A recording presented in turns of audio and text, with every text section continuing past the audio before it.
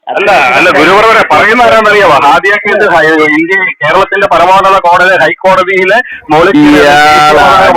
കഷത്തിൽ തിരികമാരാണ് ഈ പറയുന്നത്. മനസ്സിലായോ? ഈ പറയുന്ന ആരാന്ന് കൂടെ കേൾക്കണം. ഹൈക്കോടതിയുടെ കോമ്പൗണ്ടിൽ കയറി ദേശീയ പതാക വലിച്ച് എന്ന പരിപാടി ഇതൊക്കെ കേട്ട് എന്നിട്ട് നിങ്ങൾ പറയട്ടെ. അല്ല ഞാൻ പറയട്ടെ. ഈ ആദ്യ കേസൊക്കെ പറഞ്ഞു കഴിഞ്ഞാൽ ഞാനവിടെ കാട് കയറും. നിങ്ങൾ എന്നെ പറയാൻ അനുവദിക്കില്ല. നിസുവിനെ പറയാൻ അനുവദിക്കും. നിസു ഇത് കേൾക്കാൻ. അപ്പൊ ഇത് ബെൽജിയത്തിൽ അങ്ങനെ ഒരു പ്രതിഷേധം നടന്നു. പക്ഷെ അതുപോലൊരു പ്രതിഷേധം സൗദിയിലോ അല്ലെങ്കിൽ ഇസ്ലാമിക രാജ്യത്തോ അത്തരത്തിലുള്ള ഒരു പ്രതിഷേധം നടത്താനൊരു സ്വാതന്ത്ര്യം ഉണ്ടാവുമോ? ഇറാനിൽ ഇപ്പൊ എന്താ നടക്കുന്നത് നമുക്കറിയാം. ഉണ്ടാവത്തില്ല. ബെൽജിയത്തിൽ പ്രതിഷേധമല്ല, കലാപം. പ്രതിഷേധം ഇത് പ്രതിഷേധ കലാപമാണ് അവിടെ. ഞാനൊന്ന് പറയട്ടെ. എന്ത് കലാപം നിസു? അവര് തമ്മിൽ അടി ഉണ്ടാക്കണല്ലോ. എന്ത് കലാപം? നിങ്ങൾ പത്രം വായിച്ചില്ലേ? കലാപാണ് അവിടെ, പ്രതിഷേധമല്ല. നിസ്വേ ഇത്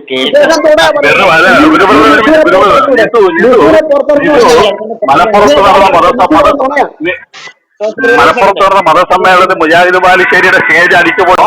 കലാപല്ലായോ? ഒരു സെക്കൻഡ്, അതിനുശേഷം വരാം. ടോസ്റ്റർ ബ്രദറിലേക്ക് ഞാൻ വരാം. ഞാനൊന്ന് കംപ്ലീറ്റ് ചെയ്യട്ടെ. ഇതിവിടെ സംഭവിക്കുന്ന കാര്യം എന്നാന്ന് പറഞ്ഞാൽ, ബെൽജിയത്തിലെ ബ്രസൽസിൽ ഇന്നലെ ആരാധകർ തമ്മിൽ പ്രശ്നമുണ്ടായി. മൊറോക്കോയുടെ തോറ്റിന്. അത് മതമല്ല അവിടെ വിഷയം. അങ്ങനെയാണെങ്കിൽ ആദ്യം പ്രശ്നം ഉണ്ടാകേണ്ടത് അർജന്റീനയിലായിരുന്നോ? മനസ്സിലായോ? ഇനി വേറൊരു കാര്യം ഞാൻ പറയാം. എൻ്റെ നാട്ടില് മുജാഹിദുകാരും അതുപോലെ തന്നെ നമ്മുടെ സുന്നികളും തമ്മിൽ സംവാദം. ഈ സംവാദത്തിൽ വളരെ സമാധാനപരമായിട്ടൊരു സംവാദം തുടങ്ങി. നമ്മുടെ ഇവിടെ അടുത്തുള്ള പള്ളിക്കാരാണ് ആ ഗ്രൗണ്ട് വിട്ടു നൽകിയത്. ആ ഗ്രൗണ്ടിൽ വെച്ച് ഈ സംവാദം കഴിഞ്ഞതിന് ശേഷം പിറ്റേ ദിവസം കാണുന്ന കാഴ്ച, സ്റ്റേജ് എന്ത് ചെയ്തു? അടിച്ച് പൊളിച്ച് കസേര അങ്ങോട്ടും ഇങ്ങോട്ടും എറിഞ്ഞ് കസേരയുടെ കാലൊടിച്ച് കളഞ്ഞ് ആകെ വലിയ വിഷയമായിട്ട് മാറി. എന്ന് പറഞ്ഞാൽ ഒരു സംവാദം നടക്കാൻ കൊടുത്ത സ്ഥലം കലാപഭൂമി പോലെയായി മാറി. മനസ്സിലായോ? ആരൊക്കെ തമ്മിലായിരുന്നു അടി? സുന്നി മുജാഹിദും. ഇത് ഉണ്ടായ സംഭവമാണ്. എൻ്റെ നാട്ടില് ഉണ്ടായ സംഭവമാണ്. ഇത് പല സ്ഥലങ്ങളിലും ഉണ്ടായിക്കൊണ്ടിരിക്കുകയാണ്. അപ്പൊ അതുപോലുള്ള പ്രശ്നങ്ങളല്ലല്ലോ നിസു ഈ ഉണ്ടായിക്കൊണ്ടിരിക്കും. ഫുട്ബോളിന്റെ പേരിൽ ഫുട്ബോളിനെ ഇഷ്ടപ്പെടുന്നവർ തമ്മിൽ ഉണ്ടാകുന്ന പ്രശ്ന, മതത്തിന്റെ പേരിലുള്ള പ്രശ്നമല്ലല്ലോ ബെൽജിയത്തിൽ ഉണ്ടായേക്കുന്നത്. നിസു ഇത് മതവും ഇതുമായിട്ട് കൂട്ടിക്കെട്ടുമ്പോഴാണ് നിസു പറയുന്നതിൽ ഒക്കാതെ വരുന്നത്, കോൺട്രഡിക്ഷൻ വരുന്നത്. മനസ്സിലായോ?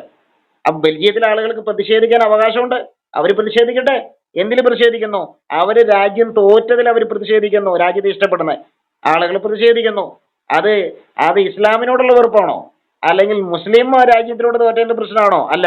അങ്ങനെയാണെങ്കിൽ എവിടെയാണ് ഉണ്ടാകേണ്ടതെന്നുള്ളതാണ് ഞാൻ പറഞ്ഞേ. എവിടെ ഉണ്ടാകണം? നമ്മുടെ അർജന്റീനയിൽ ആദ്യം ഉണ്ടാകണം. അർജന്റീനയല്ലേ സൗദിയോട് ആദ്യം തോറ്റേ. അപ്പൊ അതുപോലെ അത് മാത്രമല്ല, ഇനി ഇസ്ലാമിക രാജ്യങ്ങളോട് ആരെങ്കിലും തോറ്റ, ഇറാൻ ആരെ തോൽപ്പിച്ചു? വെയിൽസിനെ തോൽപ്പിച്ചു. വെയിൽസിൽ അതുപോലെ പ്രതിഷേധം ഉണ്ടായോ? അപ്പൊ ഇതും രണ്ട് കൂട്ടിക്കെട്ടരുത് നിസു. പറയുന്നത് വൈരുദ്ധ്യമാണ്. ഇനി നിസു പറഞ്ഞു. ഓക്കെ, മുജാഹിദ് സുന്നി കലാപമാണെങ്കിൽ ഞാൻ അങ്ങോട്ടൊന്ന് പറയണോ? പാഗൻസ്, റോമിലെ പാഗൻസിനെയും ക്രൈസ്തവരുടെ യാക്കോബക്കാരെ അടക്കമുള്ളവരെ കൊന്നു തള്ളിയത് മുഹമ്മദ് കൂട്ടക്കലാണ്. അപ്പൊ പിന്നെ മുഹമ്മദ് നബി കൂട്ടക്കല നടത്തിയ നിങ്ങൾക്കല്ലേ? ഞങ്ങൾക്ക് ഇതുവരെ ആരും കൂട്ടക്കല നടത്തിയത് ഞങ്ങൾ ഇതുവരെ കണ്ടിട്ടില്ല. എവിടെ? അവിടെ നിൽക്കട്ടെ. ഞാൻ കേൾക്കട്ടെ, ഞാൻ പറയട്ടെ. ഇനി അടുത്തത് ഞാന് ബെൽജിയത്തിലെ കേസിനെ കലാപത്തെ ഒരിക്കലും മതമായിട്ട് കൂട്ടിയിട്ടില്ല. 63% ക്രിസ്ത്യാനികളുള്ളതാണ്. അവിടെ ഒരു കലാപം നടക്കാന്ന് പറയുന്നത് നിങ്ങൾ എന്തായി പറയുന്നത്? ബെൽജിയത്തില് ജനാധിപത്യ രാജ്യത്ത് കലാപം നടക്കാം. ഇവിടെ രാജാധികാരമാണ് ഈ ഗൾഫ് രാജ്യങ്ങൾ. അവിടെ കലാപം നടക്കാതിരിക്കാം. ഏതാണ് നല്ലത്? കലാപം നടക്കുന്നതാണോ കലാപം നടക്കാതിരിക്കുന്നതാണോ? ഒന്ന്. ഇനി 100% മുസ്ലിങ്ങളുടെ യമനിലല്ലാതെ മിസൈലിനകത്ത് പൊതിഞ്ഞേക്കുന്ന ഖുറാൻ അല്ലല്ലോ, പേലോണല്ലേ? 100% മുസ്ലിങ്ങളുടെ ഈ കളിക്ക് ഞാനില്ല സിജോ, ഈ പരിപാടിക്ക് ഞാനില്ല. നിങ്ങളാ പറഞ്ഞത്, ഞാനല്ല. നിങ്ങളാണ് പറഞ്ഞത് കലാപത്തിന്റെ കാര്യം. പിന്നെ ബെൽജിയത്തിൽ എങ്ങനെയാണ്, സൗദിയില് നിങ്ങൾ ഇവിടെ തല കാണില്ല എന്നൊക്കെ നിങ്ങളാണ് എന്റെ അടുത്ത് പറഞ്ഞത്. അതിനുള്ള മറുപടിയാണ് കേട്ടോ. ഇനി രണ്ടാമത്, നിങ്ങൾ കേൾക്കൂ, ഞാൻ പറയുന്നത് നിങ്ങളൊന്ന് കേൾക്കൂ, എന്നിട്ട് സംസാരിക്കേ. നിങ്ങൾ പറഞ്ഞതിന് ഉത്തരം പറയാൻ എനിക്ക്. ഇനി രണ്ടാമതൊരു കാര്യം, ഈ ഇവിടെ നടന്നത് പിന്നെ ബെൽജിയത്തിൽ നടന്നത് കലാപം അല്ലാന്ന് നിങ്ങൾക്ക് തെളിയിക്കാൻ പറ്റുമോ? കലാപമാണ് അവിടെ നടന്നത്. എന്തിന്റെ പേരില്? മതത്തിന്റെയോ രാഷ്ട്രീയത്തിന്റെ പേരിലല്ല. ഇവിടെ കളിയില് ഒരു എന്റർടൈൻമെന്റിൽ ഇവിടെ തോറ്റേന്റെ പേരിൽ. ഇതാണ് ഐസർ ഫൈസി പറഞ്ഞത്, ഈ കലാപം ഉണ്ടാക്കുക. അതേപോലെ കൊല്ലത്ത് നടന്നില്ലേ, സെമിത്തേരിന്റെ തൊട്ടടുത്താ. ഞാൻ കരുതി സെമിത്തേരിന്റെ അടുത്ത് വന്ന് ഈ അടി ഉണ്ടാക്കി ആരെങ്കിലും ചാവുന്നത്. പറയട്ടെ, മുഹമ്മദ് നബിയുടെ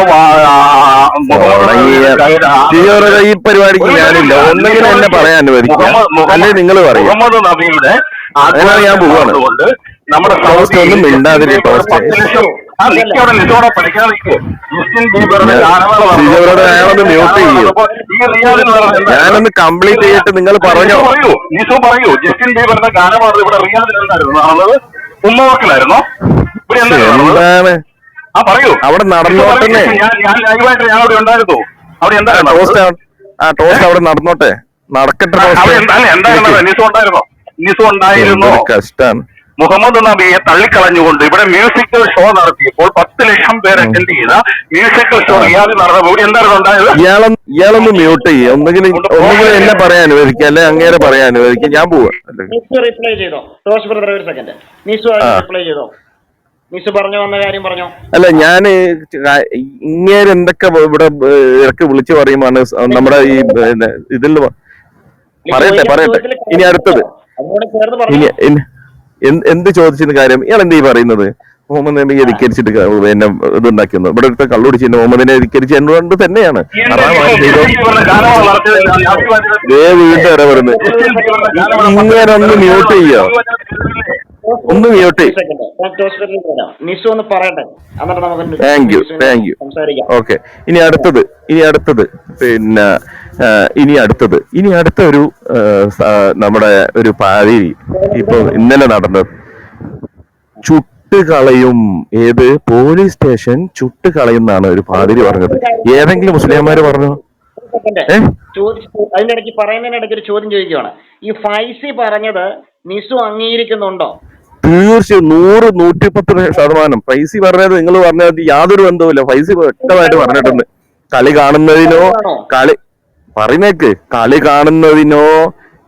കാണുന്നതിനോ കളിയെ വിലയിരുത്തുന്നതിനോ കളിക്കുന്നതിനോ ഇസ്ലാമോ എവിടെ എതിര് പറഞ്ഞിട്ടില്ല. ഫൈസി പറഞ്ഞത് ആരാധന. പാലാ ബിഷപ്പ് തന്റെ വിശ്വാസികളോട് പള്ളിക്കകത്ത് പറയുന്നത് നിങ്ങൾ പാലാ ബിഷപ്പ് മുസ്ലിങ്ങളെ ജിഹാദിനെ വെച്ചല്ല പറഞ്ഞു. ഫൈസി ക്രൂസൈഡ് നടത്തുന്നതല്ല പറഞ്ഞത്. ബെൽജിയക്കാർ ക്രൂസൈഡ് നടത്തുന്നു, അല്ലെങ്കിൽ അർജന്റീനക്കാർ ക്രൂസൈഡ് നടത്തുന്നതല്ല ഫൈസി പറഞ്ഞത്. പാലാ ബിഷപ്പ് എന്താ പറഞ്ഞത്? ഇവിടെ ലവ് ജിഹാദ് എന്നാ പേര് ഉപയോഗിച്ച്. പാലാ ബിഷപ്പിന് എന്തൊക്കെ വാക്ക് ഉപയോഗിക്കായിരുന്നു? ഇനി ഫൈസി ഫുട്ബോൾ ലഹരിയാണ്. ഒരു മിനിറ്റ്. ഫൈസി പറഞ്ഞത് ഫുട്ബോൾ ലഹരിയാണ്, താരാരാധന അതിര് കിടക്കുന്നു. സത്യാണ്.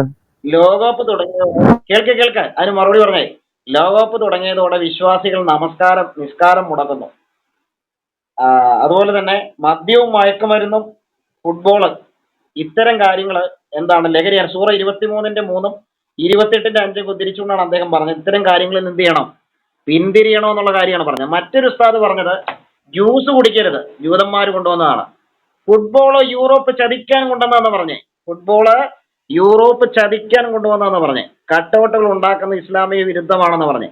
ഈ പറഞ്ഞ കാര്യങ്ങളോട് നിസു യോജിക്കുന്നുണ്ടോ?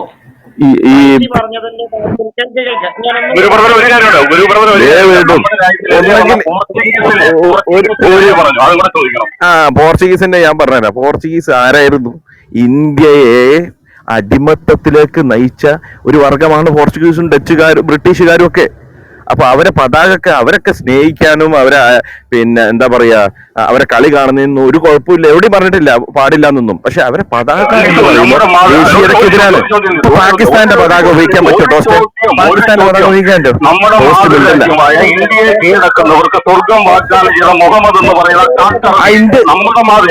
അല്ല. അതിപ്പോ കാട്ടറബി എന്നൊക്കെ പറയുമ്പോ ഞാൻ നേരെ പിന്നെ യഹോവയിലേക്കൊക്കെ അത് പോട്ടോ. വേണ്ട, വെറുതെ ആ തരത്തില് സംസാരിക്കണ്ട. ഞാൻ പറയാം. Okay, thank you. അപ്പോ എവിടെ ഞാൻ ഇവിടെ എത്തിയേ? അപ്പൊ ഇവിടെ പറഞ്ഞു വന്നിരിക്കുന്നത് നിസ്കാരം മുടങ്ങാൻ പാടില്ല. 5 വാക്ത് നിസ്കാരമുണ്ട്, ഓരോ മുസ്ലിമിനും നിർബന്ധമായ അവസ്ഥയാണ്.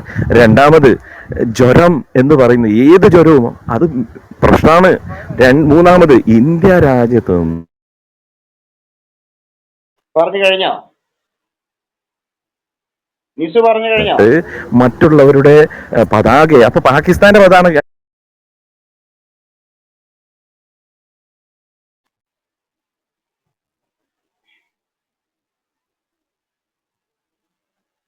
നിസു പറയുന്നത് കേൾക്കുന്നുണ്ടോ? ഞാൻ പറയുന്നത് കേൾക്കുന്നുണ്ടോ? ഉണ്ട് ബ്രദറെ, ഉണ്ട്. ബ്രദറെ, ഞാൻ നിസു പറയുന്നത് കേൾക്കാത്തതുകൊണ്ട് ഞാനൊന്ന് സംസാരിച്ചോട്ടെ. സംസാരിച്ചോ സംസാരിച്ചോ സംസാരിച്ചോ.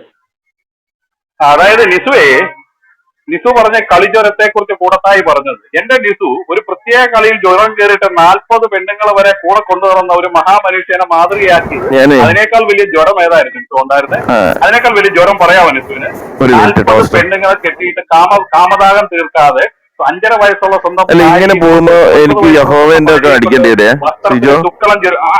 ആ കളിയുടെ ജ്വരം എന്തായിരുന്നു നിസു? ആ ജ്വരത്തെ കുറിച്ചൊന്ന് പറയാം. ആ ജ്വരം മറ്റേ ദാവീദിന് കളിക്കാൻ കൊടുത്ത ഞാൻ പറയുന്നില്ല. അല്ല, ഒരു മിനിറ്റ്. താങ്കൾ പറഞ്ഞു പോർച്ചുഗീസുകാരെ കുറിച്ച്. പോർച്ചുഗീസുകാർ, യെസ്, നമ്മുടെ രാജ്യത്തിനെ പോലെ നമ്മുടെ രാജ്യത്ത് വന്ന് ഇവിടുത്തെ അമ്പലങ്ങളെ കൊള്ളയടിച്ച് ഇവിടുത്തെ പെണ്ണുങ്ങളെ ആക്കി തെളിച്ചുകൊണ്ട് മുഹമ്മദ് ഗോറി എന്ന് പറയുന്ന ആ നാണം കെട്ട കാട്ടുപന്നി നമ്മുടെ രാജ്യത്തെ റേപ്പ് ചെയ്ത ആര്? നാണം കെട്ട മുഹമ്മദ് ഗോറി എന്ന് പറയുന്ന കാട്ടുപന്നിയെ കുറിച്ച് എന്താണ് പറയാനുള്ളത്?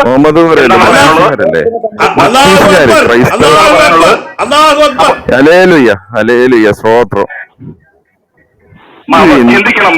പോർച്ചുഗീസുകാർ വന്നു, ഡച്ചുകാർ വന്നു നമ്മുടെ രാജ്യത്തെ, ഡച്ചുകാർ വന്നു നമ്മുടെ രാജ്യത്തെ കൊള്ളയടിച്ച പോലെ തന്നെ ഈ ബ്രിട്ടീഷുകാർ വന്ന് ഇവിടെ പാലങ്ങൾ പണിത്, ഇവിടെ റോഡുകൾ പണിയും, ഇവിടുത്തെ റെയിൽ പാലങ്ങൾ ഉണ്ടാക്കുകയും ചെയ്തു. പക്ഷെ മുഹമ്മദ് ഗോറി എന്ന് പറയുന്ന ആ മുസ്ലിം ആ വന്ന് കയറിയവന്മാരെല്ലാം എല്ലാവരും നമ്മുടെ രാജ്യത്തെ കൊള്ളയടിച്ച് അമ്പലങ്ങളെ തച്ചുടച്ച് തകർത്ത് കളഞ്ഞിട്ട് ഇവിടുത്തെ അമ്പലങ്ങളിൽ നിന്ന് ഇടങ്ങളിൽ തങ്ങളുടെ പള്ളി പണിതിട്ട് അമ്പലത്തിലെ വിശുദ്ധ വിഗ്രഹങ്ങളെ നടപ്പാതയിലിട്ട് മനുഷ്യനെ ചവിട്ടാൻ അനുവദിച്ച ആ നാണം കെട്ട അറേബ്യൻ സംസ്കാരം നമ്മുടെ മാതൃരാജ്യത്തെ ബലാത്സംഗം ചെയ്തതിനെ കുറിച്ച് നിസുവിന് എന്താണ് പറയാനുള്ളത്? നമ്മുടെ മാതൃരാജ്യമായ ഇന്ത്യ അഥവാ റസുവ അൽ ഹിന്ദ് എന്ന് പറയുന്ന ഹദീസിലൂടെ ഇന്ത്യയെ കീഴടക്കുന്നവർക്ക് സ്വർഗം വാഗ്ദാനം ചെയ്ത് നമ്മുടെ രാജ്യത്തിനെതിരെ ഭീകരന്മാരെ ഇറക്കിവിട്ട മുഹമ്മദിനെ കുറിച്ച് എന്താണ് പറയാനുള്ളത്? ഒരു മിനിറ്റ്, എനിക്ക് പറയാനുണ്ട്. ഇന്ത്യയെ കീഴടക്കിയതാരാ? ബ്രിട്ടീഷുകാരാണോ?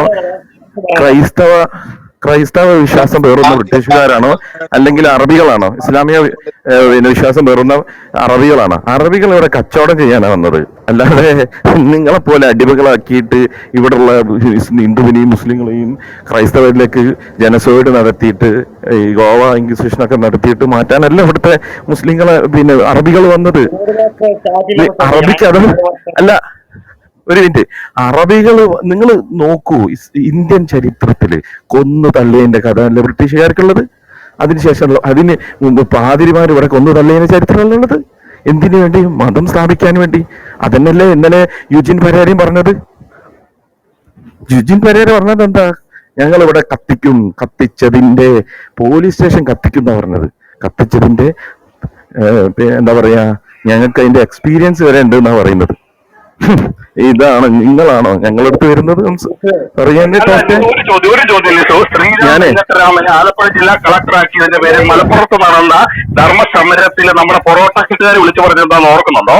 ശ്രീരംഗം വെങ്കിട്ടരാമനെ ആലപ്പുഴ ജില്ലാ കളക്ടറാക്കിയ ഇവിടുത്തെ ജനാധിപത്യ നിയമം അനുസരിച്ച് കളക്ടറാക്കിയതിന്റെ പേര് പ്രതിഷേധം നടത്തിയ പൊറോട്ട കിട്ടുകാർ വിളിച്ചു പറഞ്ഞെന്താന്ന് ഓർക്കുന്നുണ്ടോ? പൊറോട്ടക്കാരെന്തോ